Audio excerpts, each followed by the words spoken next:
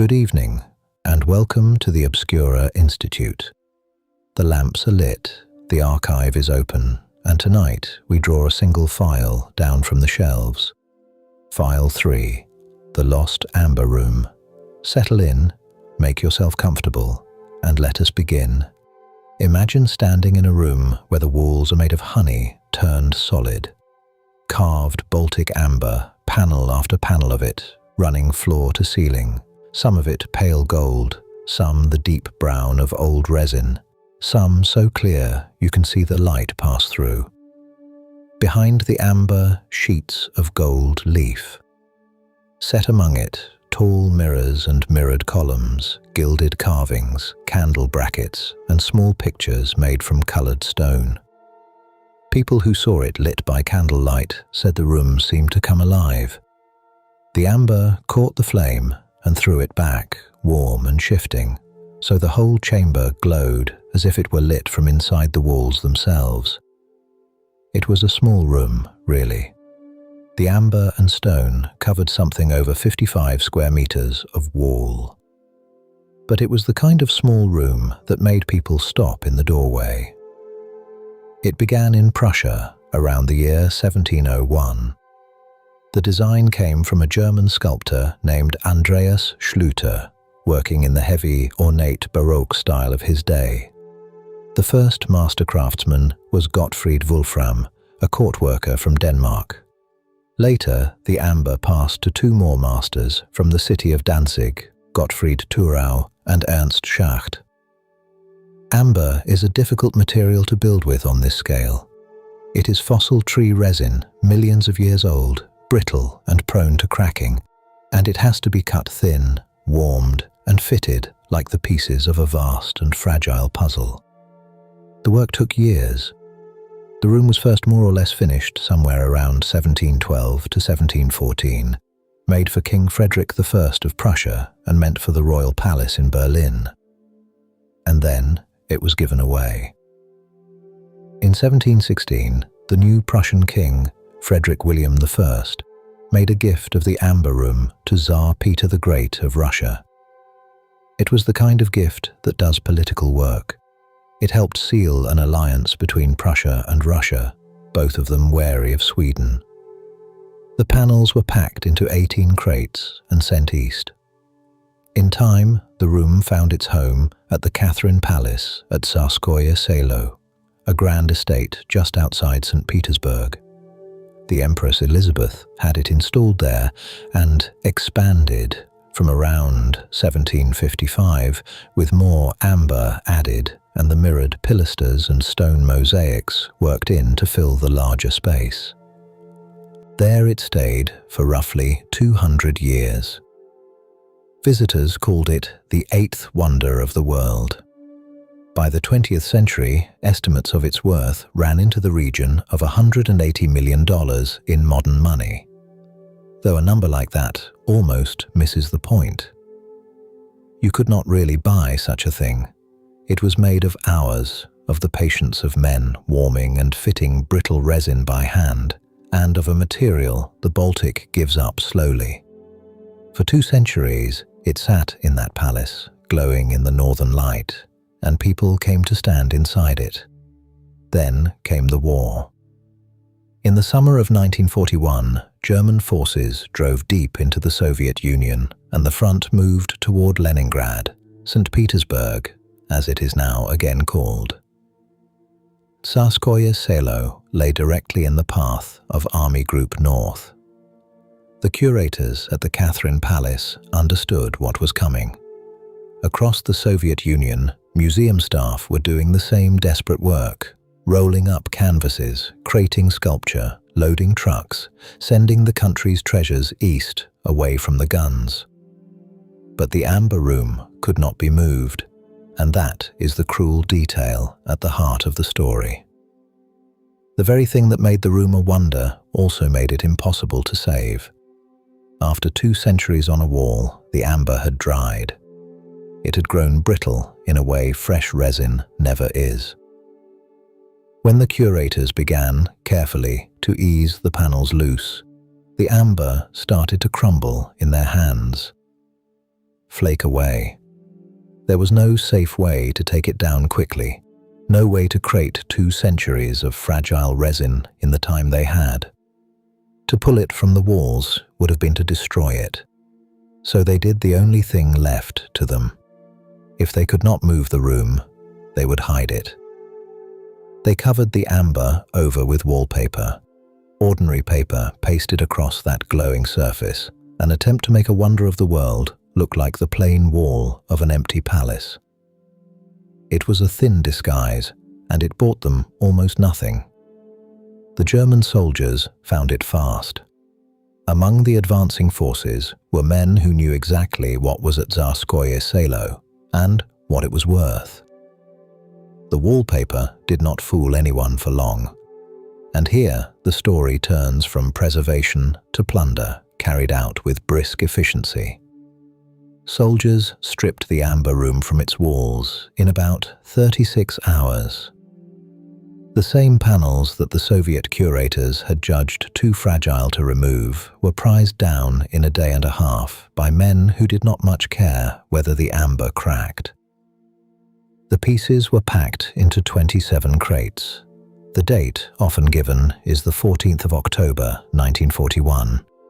The crates were loaded and shipped west out of Russia toward the city of Königsberg in what was then East Prussia, a German city on the Baltic, the old seat of the Teutonic Knights. Today, that city is Kaliningrad, a Russian enclave between Poland and Lithuania, and its name has changed entirely. But in 1941, it was German ground, and it was to Königsberg that the amber went.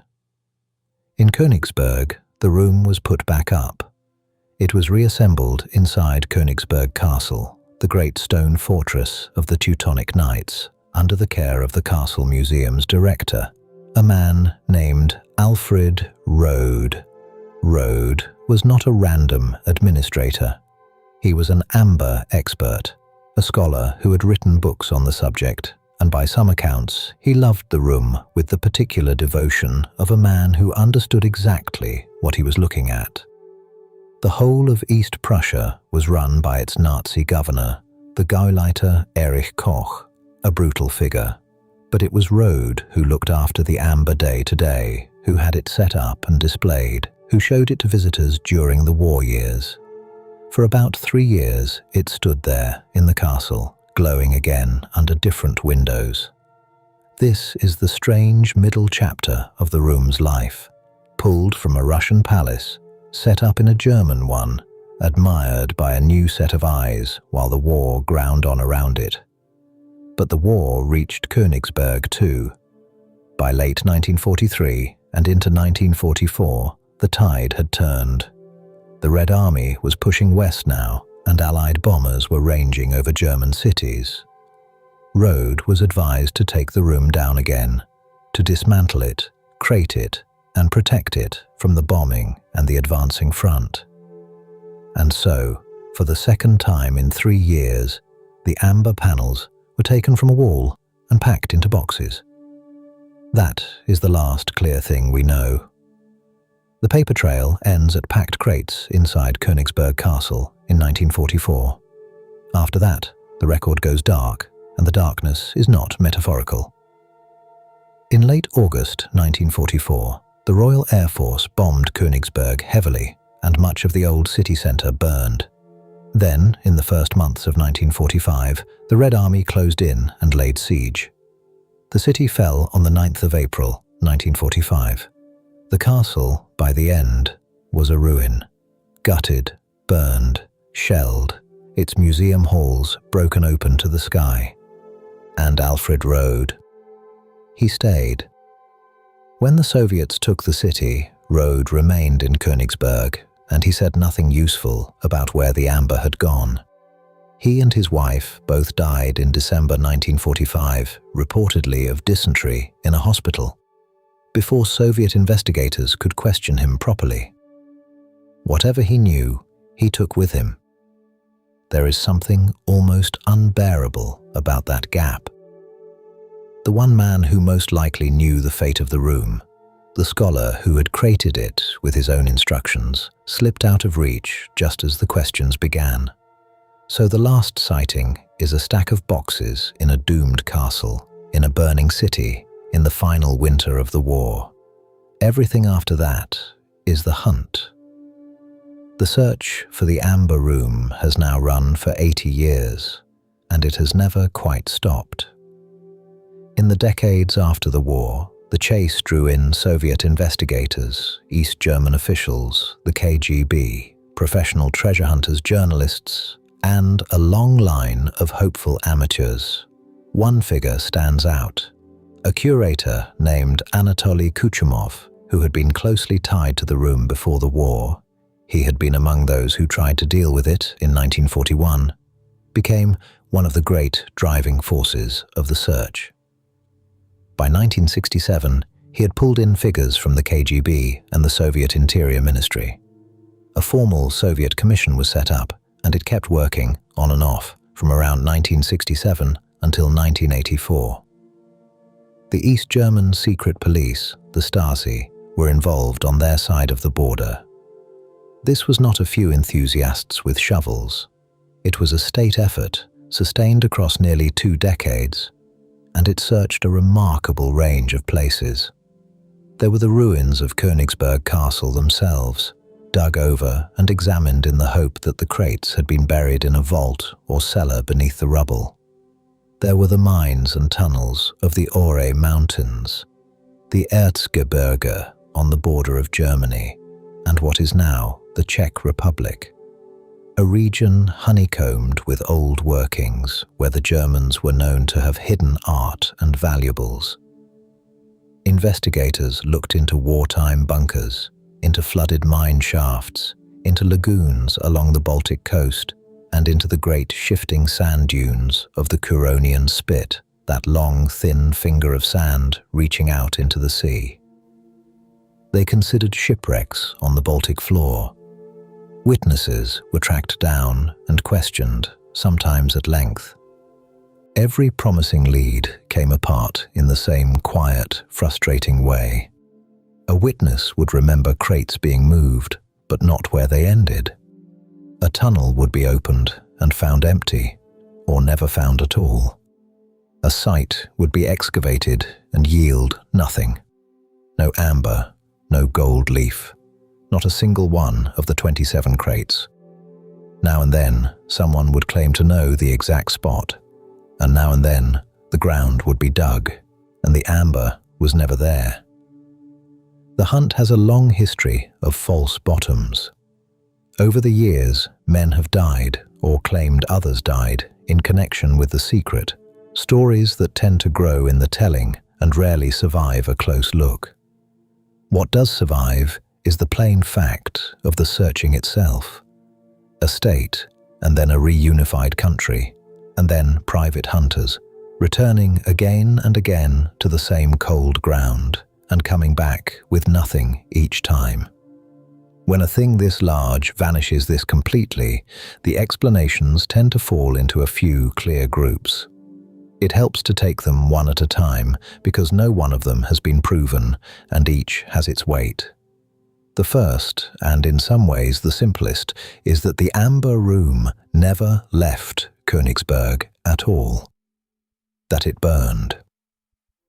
By this account, the crates were still in or near the castle when the RAF bombing and the Soviet shelling tore the building apart. And the amber, which is after all fossilized resin and entirely capable of burning, was consumed in the fire. This is the explanation argued by 2 British journalists, Catherine Scott Clark and Adrian Levy, in their 2004 book on the room. They go further.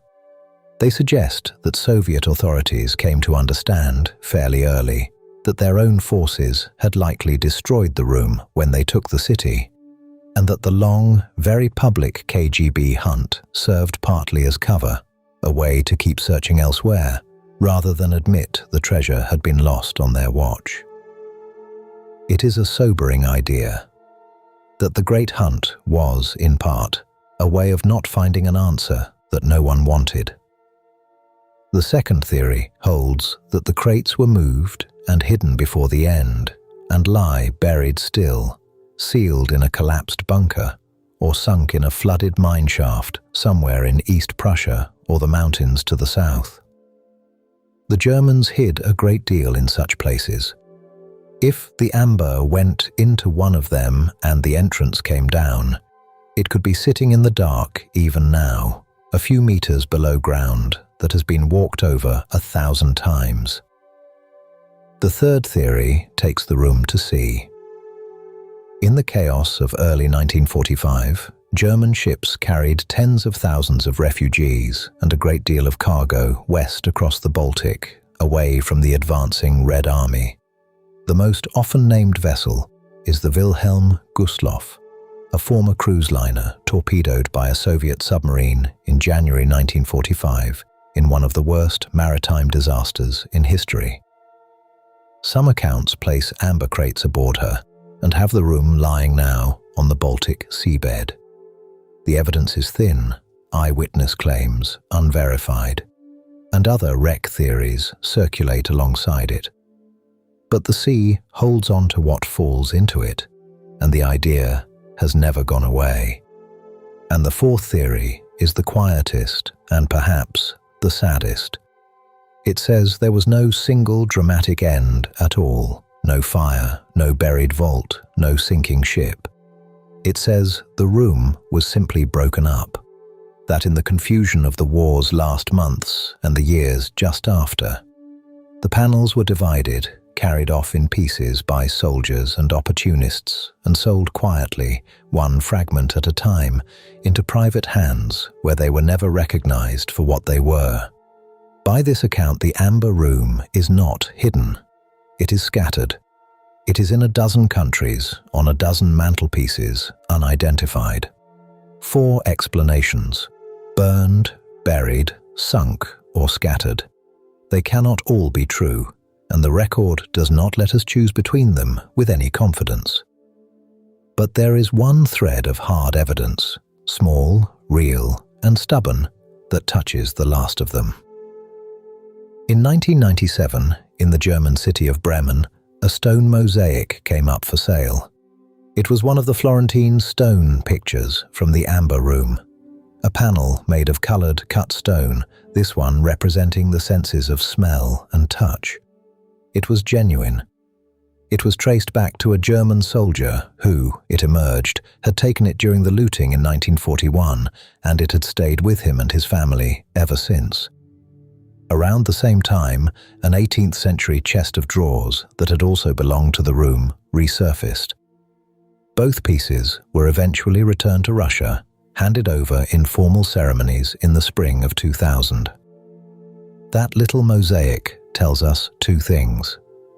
It tells us, fairly plainly, that not everything from the room burned in Königsberg, and that not everything stayed in its crates.